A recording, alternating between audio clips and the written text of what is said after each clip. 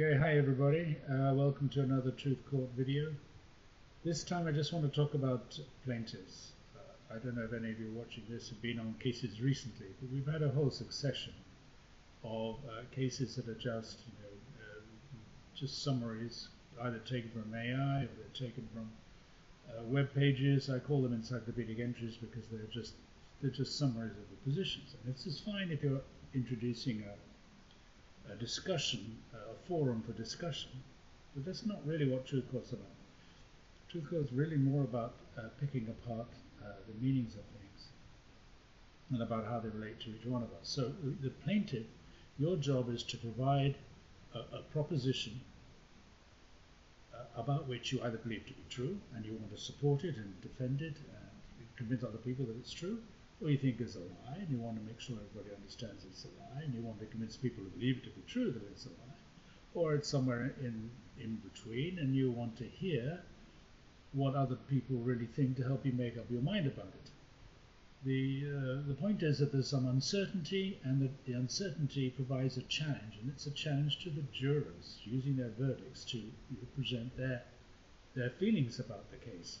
You have to think about it as if this really was a court case, a real court case, where the prisoner in the dock, he's read out his crime, and then once his crime is read out, what he's actually done, what he's done wrong, what transgression it is, and then we look at the evidence. So that's the kind of format of Truth Court. We need an accusation that's clear, that the plaintiff has some particular interest in, and then when the plaintiff writes the argument is supposed to be in their own words why it is they think this is true, why it is they think it's a lie, why it is that they want to examine it, what suspicions they have about it.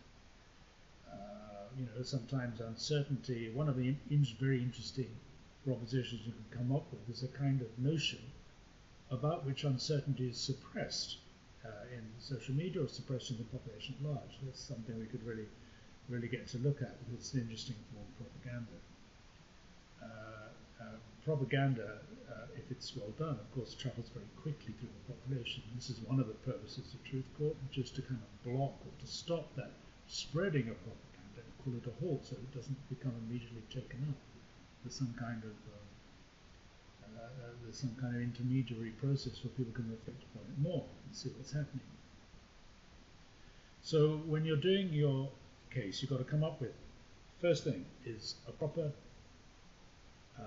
accusation that's a proposition that's framed in a way that a juror can either say, yes, I believe in that, or I don't believe in that, I think there's something wrong with this, blah, blah, blah.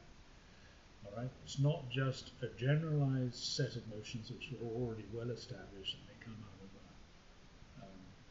of sort of an anemic, generalized body of data, like artificial intelligence, or like a web page, or like an encyclopedia, or something like that.